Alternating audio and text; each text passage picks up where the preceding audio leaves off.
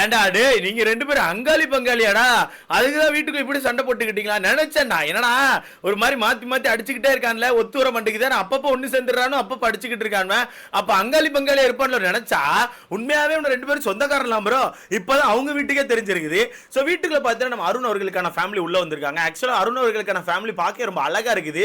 அது மட்டும் இல்லாம அருணை கொஞ்சம் ஏங்க வச்சு வீட்டுக்கு அனுப்பி விட்டாங்க. என்னன்னா பிக் பாஸ் எடுத்தடுப்புல சொல்லிட்டாரு உங்க ஃபேமிலி வரல, ஏதோ சின்ன எமர்ஜென்சி அப்படிங்கனால உங்க ஃபேமிலி வரல, நாங்க வீடியோ கால் ரெடி பண்ணிருக்கோம், கண்டிப்பா நீங்க வீடியோ கால்ல பார்க்கலாம்னு சொல்லிட்டு அருண் ஒரு மாதிரி பிரேக் பண்ணி விட்டாங்க. அருண் ஒரு மாதிரி லோ ஆயிட்டான். ஏன்னா ஆல்ரெடி அவன் சொல்லிட்டு இருந்தான் என் ஃபேமிலி வர வேண்டாம்னு சொல்லிட்டு இருந்தான். இதை சாக்கா வச்சு பிக் பாஸ் என்ன பண்ணிட்டாரு, உங்க ஃபேமிலி வரவே இல்ல, நாங்க வேணா வீடியோ கால் அரேஞ்ச் பண்றோம், அதை பாத்துக்கோ அப்படின்னு மாதிரி சொல்லிட்டாங்க. அதுல கொஞ்சம் அருண் லோ ஆகி தான் சுத்திட்டு இருந்தாப்ல. சுத்திட்டே இருக்கும்போது என்ன பண்ணிட்டாரு பிக் பாஸ், வாங்க கன்ஃபெஷன் ரூம் வாங்க அருண் வந்து உள்ள உட்காருங்கன்னு சொல்லி உள்ள கூட்டு உட்கார வச்சாரு. உட்கார வச்சு அருணுக்கு ஒரே பயம், ஐயோ எமர்ஜென்சி அப்படிங்கிறாங்களே, அப்போ ஏதாச்சும் இஷ்யூ ஆயிருக்குமான்னு சொல்லிட்டு பிக் பாஸ் எதுவும் இஷ்யூ இல்ல எல்லாமே சேஃபா இருக்காங்கன்னு சொல்லிட்டு ஒரு மாதிரி பயத்துல கேட்டுக்கிட்டே இருக்காரு. ஏன்னா பயம் அப்படிங்கிறது வரதானே செய்யும். ஏன்னா ஃபேமிலி சடனா உள்ள வரல, வீடியோ கால்ல உங்களை பாப்பாங்களா அப்படின்னு எப்படி பயம் இருக்கும். அந்த பயம் தான் அருண் அவர்களுக்கு வந்திருக்கு. அருண் வந்து ஒரு மாதிரி பயத்துல அருண் வந்து பிக் பாஸ் கேமரால பேசிக்கிட்டே இருக்காரு. ஒன்னும் பிரச்சனை இல்ல பிக் பாஸ், எல்லாம் சேஃப் தானே கேட்டுட்டு இருக்காரு.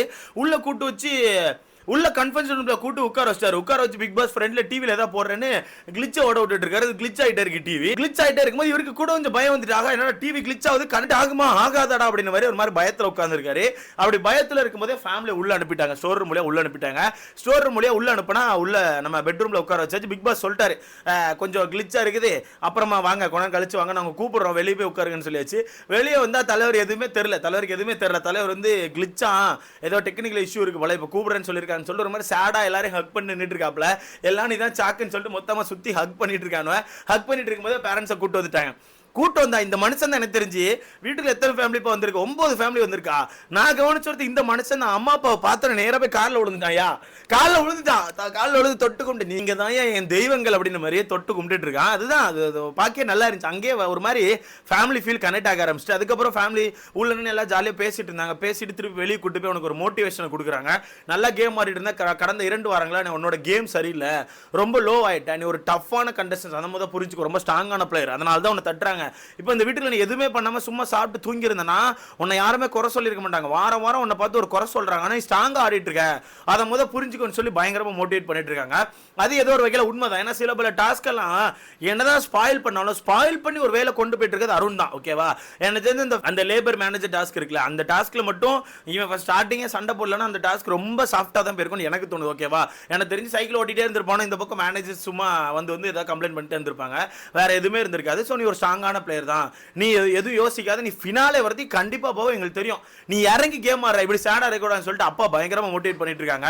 மோட்டிவேட் பண்ணிட்டு இருக்கும்போது அம்மா எதுவும் பெருசா பேச மாட்டேங்காங்க. அம்மாக்கு வந்து ஆக்சுவலா அம்மா எமோஷனல் இருக்காங்க. நீ அழாதப்பா, பிக் பாஸ் அப்பப்போ அல்லாம எங்களுக்கே கஷ்டமா இருக்குது, வெளியே நாங்கெல்லாம் பார்த்து ரொம்ப ஃபீல் பண்றோம், ரிலேட்டிவ்ஸ்லாம் ரொம்ப ஃபீல் பண்றாங்க, தயவுசெய்து அழாத சரியான்னு சொல்லிட்டு பயங்கரமா பேசிட்டு இருக்காங்க. இதுல அப்பா தான் ஒரே வார்த்தை பயங்கர மோட்டிவேஷன், நீ ஆடுற குடும்பத்தை நீ தான் கொண்டு போயிட்டு இருக்க, தங்கச்சி டாக்டர்லாம் படிக்கிறானா அது காரணம் எல்லாமே நீ தான், நீ இன்னும் கொஞ்சம் போல்டா ஆடணும், இறங்கி அடிக்கிற ஆடு, இது ஒரு கேம் ஷோ சரியா, எல்லாமே இது இந்த ஷோ விட்டு வெளியே வந்துட்டானா இது எதுவுமே இல்லை, இந்த ஷோவில் நீ சம்பாதிக்கிற விஷயங்கள் தான் உனக்கான கரியரை பில்ட் பண்ண போகுது, ஸோ இறங்கி ஆடு அப்படின்னு மாதிரி பயங்கரமாக மோட்டிவேட் பண்ணுறாங்க. மோட்டிவேட் பண்ணிட்டு உள்ள கூட்டு வந்தாச்சு. உள்ள கூட்டு வந்து உட்கார வச்சா அருண் என்ன பண்றாருன்னா ஒவ்வொருத்தரையும் எழுப்பி உங்களை பத்தி சொல்லுங்க அவங்கள பத்தி சொல்லுங்கன்னு சொல்லிட்டு சும்மா ஒரு நார்மலா ஒரு கான்வர்சேஷன் பண்ணிட்டு இருக்காங்க. ஃபர்ஸ்ட் ஸ்டார்டிங் அன்சிதாவை பத்தி கேட்கறாங்க. அன்சிதா பத்தி கேட்கும்போது அப்பா அம்மா சொல்ற ஒரே விஷயம் தான், எங்களுக்கு ரொம்ப பிடிக்கும் அன்சிதாவை, சூப்பரா பண்றீங்க, சூப்பரா கேம் ஆடுறீங்க, எங்களுக்கு ரொம்ப பிடிக்கும் அன்சிதான்னு சொல்றாங்க. அடுத்த ஜெஃப்ரியை பார்த்து நீ செம்மையா பாட்டு பாடுறப்பா, நீ பாடுற பாட்டுல எனக்கு ரொம்ப பிடிக்கும் அப்படின்னு சொல்லிட்டு பர்டிகுலரா ஒரு பாட்டை சொல்லி வர சொல்றாங்க. சூப்பரா பண்றப்பா, நல்லா இருக்குன்னு சொல்லி சொல்றாங்க. அடுத்ததான் யார் மாட்டுறான்னா சம சிரிப்பே நம்ம அவர் பேர் என்ன முத்துக்குமரன் மாட்டுறாப்ல. முத்துக்குமரன் மாட்டினோடனே அவங்க அப்பா ஸ்டார்டிங் ஒன்று சொல்லிட்டாங்க. என்ன சொல்லிட்டாங்க தெரியுமா, ஸ்டார்டிங் ஒரு விஷயம் சொல்றாரு, நீ வெளியே வா, உன்ட்ட நிறைய பேசணும்ப்பா அப்படின்னு.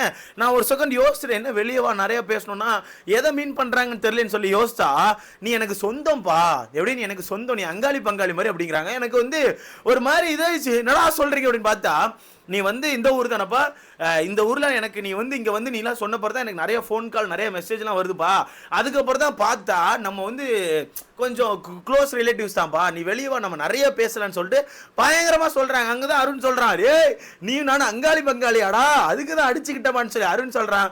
அதுக்கு தான் இங்க இருந்து முத்துக்குமாரன் சொல்றான், ஆமாப்பா நீ நானும் சொந்தக்காரனால இருந்திருக்கும், அதனால தான் இப்படி அடிச்சுட்டே இருந்திருக்கும். ஆனா சில இடங்கள்ல ரெண்டு பேருக்கான கருத்து கொஞ்சம் ஒரே மாதிரியா இருக்கும், ஒரே மாதிரி சண்டையும் போடுவான், நீ நல்லா பாத்துனே தெரியும். சோ அந்த விஷயங்களை வச்சு இவன்ல உள்ள ஃபீல் பண்ணிருக்கானு, நீ பேசுறது நான் பேசுறது கரெக்டா இருந்த மாதிரி இருக்க சில இடங்கள்ல. சோ அது பார்த்தா கடைசியா சொந்தக்காரனா இருந்திருக்கானு. அதான் எப்பவும் தெரிஞ்சு வச்சது, சொந்தக்காரனுக்குள்ள மட்டும் செட்டே ஆகாது நண்பர்களே, எப்பவுமே பஞ்சாயத்து தான். இந்த பஞ்சாயத்து தான் அங்க வந்துட்டு இருக்குது போல. சோ அப்பதான் அம்மாவும் சொல்றாங்க, ஆமாப்பா இப்பதான் எங்களுக்கே தெரிய வந்துச்சு நீ இந்த ஊர் தானே, அங்க இருந்து நிறைய போன் கால்ஸ்லாம் எங்களுக்கு வந்துச்சு, வந்த பிறகு எங்களுக்கே தெரிஞ்சு நீ வந்து எங்களுக்கு ரொம்ப நெருங்கிய சொந்தம்ப்பா, நீ வெளியே வா நம்ம நிறைய பேசலாம் சரியான்னு சொல்லி சொல்றாங்க. சொன்ன பாரு தான் ஒரு மாதிரி எனக்கு ஒரு மாதிரி திருப்பி கூஸ் பம்ப்ஸ் ஆச்சு. என்னடா சொல்றீங்க, டேய் ரெண்டு பேரும் மாத்தி மாத்தி அந்த சண்டை போட்டுக்கிட்டாங்க, சொந்தக்காரனா நீங்க, ரெண்டு அங்காளி பங்காளியாடா நீங்க அப்படின்ற மாதிரி இருந்துச்சு. ஸோ அதுக்கப்புறம் எல்லாருக்குமே நார்மலா சொல்றாங்க, மஞ்சரியை பொறுத்தவரைக்கும் ரொம்ப அக்ரெசிவா ப்ளே பண்றீங்க, பட் நல்லா இருக்கு, ஒரு சில இடங்களில் மட்டும் சின்னதாக கொஞ்சம் மாற்றிக்கிட்டீங்கன்னா நல்லா இருக்கும், பட் அக்ரெசிவாக ப்ளே பண்ணுறீங்க, சூப்பராக இருக்கு. தீபக் அண்ணனை ரொம்ப பிடிக்கும், தீபக் சூப்பராக பண்ணுறீங்க, ஜாக்லின் எல்லாமே நல்லா பண்ணுறாங்க. சௌந்தர்யா ஒன்று சொல்லாங்க பாருங்க, சௌந்தர்யா கியூட்ரா, எப்பவுமே கியூட், சௌந்தர்யா அழகு, அழகுனா சௌந்தர்யா தான் அப்படின்ற மாதிரி சௌந்தர்யா தூக்கி வச்சு பேசுறாங்க. வீட்டுக்குள்ள வர்ற எல்லா பேரண்ட்ஸுமே கண்டிப்பா சௌந்தர்யா பத்தி ஏதோ ஒன்று சொல்லிடுறாங்க. சௌந்தர்யா பத்தி சொல்லாம ஒரு பேரண்ட் கூட இல்ல, எல்லாருமே கண்டிப்பா சொல்லியிருக்காங்க. அந்த அளவுக்கு மனசை பிடிச்சிருக்காங்க, அதான் உண்மை. ஓகேவா, ஜெனரல் ஆடியன்ஸ் மனசுல போய் உட்கார்ந்துருக்காங்க சௌந்தர்யா, அதுதான் உண்மை. பட் தேவையில்லாத நெகட்டிவ் பிஆர் பிளா பிளா பிளா சம்திங் நிறைய விட்டு தேவையில்லாம நெகட்டிவ் எடுத்து விட்டுட்டு இருக்காங்க. அது அதெல்லாம் தேவையில்லாத வேலைகள். எனக்கு தெரிஞ்சு இந்த சீசன் நம்பர் வெளியே கொஞ்சம் டாக்ஸிக்கா ஃபீல் ஆகுது, ரொம்ப டாக்ஸிக்கா இருக்கு. ஏன்னா மற்ற சீசன்லாம் ஒரு கண்டஸ்டன்ட் உள்ள இருந்து வெளியே வந்துட்டாங்கன்னா வெளியே வந்து அவங்களுக்கான விஷயங்களை மட்டும் ஷேர் பண்ணிட்டு விட்டுருவாங்க, கடந்து போயிடுவாங்க. பட் இந்த சீசன் மட்டும்தான் உள்ள இருந்து வெளியே வந்துட்டு உள்ள இருக்க ஆட்களை பத்தி பயங்கரமா நெகட்டிவ் கொடுத்துட்டு இருக்காங்க. அது ஏதோ பொறாமையில அப்படி பண்றாங்களா என்னமோ தெரியல, பயங்கர நெகட்டிவ் கொடுத்துட்டு இருக்காங்க. சரி ஒரு சைடு இருக்கட்டுமே, ஜெனரல் ஆடியன்ஸ்க்கு தெரியும் யாருக்கு சப்போர்ட் பண்ணணும்னு சொல்லி அவங்களுக்கு தெரியும். ஸோ அந்த இதில் பயங்கரமா பேசிட்டு இருக்காங்க. அப்பதான் பிக் பாஸ் மேல இருந்து ஒன்று சொல்றாரு, முரண்பாடுகள் இருந்தா சொல்லுங்கன்னு சொல்லிட்டு. ஏன்னா ஃபர்ஸ்டே வெளியே உட்காந்து பேசிட்டு இருக்கும், அருண் ஒரு ரெக்யூஸ் வச்சிருவார் அப்பா கிட்ட, அப்பா முரண்பாடுகள் கேட்பாங்க, தயவுசெய்து எதுவும் சொல்லாதீங்கப்பா, உங்களுக்கு இருந்தா கூட மனசுக்குள்ள வச்சுக்கோங்க, ஏன்னா எல்லாருமே ஹாப்பியா இருக்கட்டுப்பா அப்படின்னு மாதிரி அருண் ஒன்று சொல்லுவாப்ல. இருந்தாலும் அந்த இடத்துல அப்பா ரொம்ப தெளிவாக ஒரு விஷயம் சொல்லுவாங்க, பிக் பாஸ் எனக்கு கொடுத்திருக்க கண்டென்ட் பாது ஒரு டாஸ்க் மாதிரி, எனக்கு அதை பண்ணி ஆகணும். ஓகேவா, பிக் பாஸ் சும்மா இந்த ஒரு விஷயம் சொல்ல மாட்டார், நம்ம கிட்ட ஒரு விஷயம் சொல்லி அனுப்புறாருன்னா அது ஒரு கண்டென்ட், அதை நம்ம கரெக்டா பண்ணணும், அதுக்கு அந்த வீட்டுக்கு வந்திருக்கோம்னு சொல்லிட்டு ஒரு கண்டஸ்டன்ட் மாதிரி பேசுறாரு. அந்த மனுஷன் பேசாம அடுத்த சீசனுக்கு உள்ள எடுத்துடலாமா? இதுல பெரிய சிரிப்பண்ணி தெரியுமா, நம்ம அப்பா வந்து பேச்சாளரா, எப்படி மேடை பேச்சாளரா, அப்ப சொல்லவா வேணும். அப்பா அந்த இடத்துல ரொம்ப நீட்டா சொல்லிட்டு தான் உள்ளே வந்தாங்க. அப்பா உள்ளே ரொம்ப நீட்டா சொல்லிட்டாங்க, உங்க எல்லாரையுமே எனக்கு ரொம்ப பிடிக்கும், இருந்தாலுமே என்கிட்ட ஒன்று கேட்க சொல்லியிருக்காங்க, ஒரு 2 இருக்கு நான் கேட்டுக்கிறேன்னு சொல்லிட்டு மஞ்சரி கூட்டு ஒன்று சொல்லுவாங்க. மஞ்சரி கூட்டு என்ன சொல்லுவாங்கன்னா, மஞ்சரி உங்க வீட்டுல இருந்து வந்து உங்களோட பொம்மையை எப்படி திருக்கி போட சொன்னா அருண், அது ரொம்ப தப்பா இருந்துச்சு அந்த மாதிரி சொன்னாங்கல்ல, அது ஆக்சுவலா ஒரு ஃபன்னா சொன்ன விஷயம் தான், ஒரு ஃபன் ஓட்டோல சொன்ன விஷயம், அது இவ்வளவு பெருசா போக வேண்டிய அவசியமே கிடையாது. ஆனா உங்க ஃபேமிலில இருந்து சொல்லியிருக்காங்க அப்படிங்கும்போது ஓகே, உங்க ஃபேமிலியில யோசிச்சிருக்காங்க, ஆனா சொல்லியிருக்காங்க. ஆனா முத்துக்குமரன் ஒருத்தர் இருக்காப்ல, இவர் இந்த வீட்டுக்குள்ள அருண் அண்ட் சௌந்தர்யா இவங்க 2 பேரும் ஒரு சில விஷயங்கள் பண்ணும்போது அதுல கொஞ்சம் வெக்ஸ் ஆகி ஒரு சில இடங்களில் ஒரு வார்த்தையை விட்டுருந்தாரு.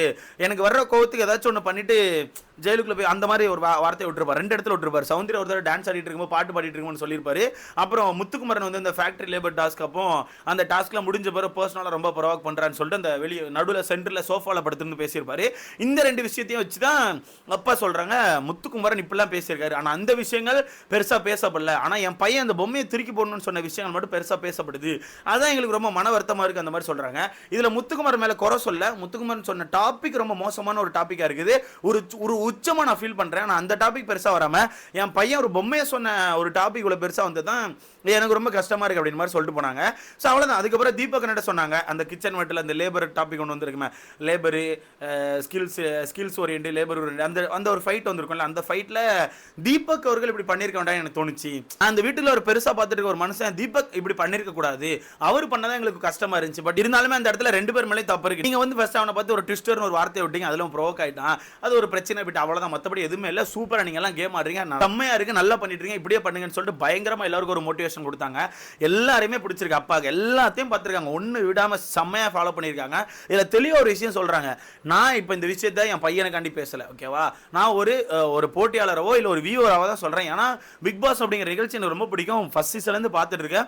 அந்த விதத்தில் பார்க்கும்போது எல்லாருமே சூப்பராக ஆடுறீங்க.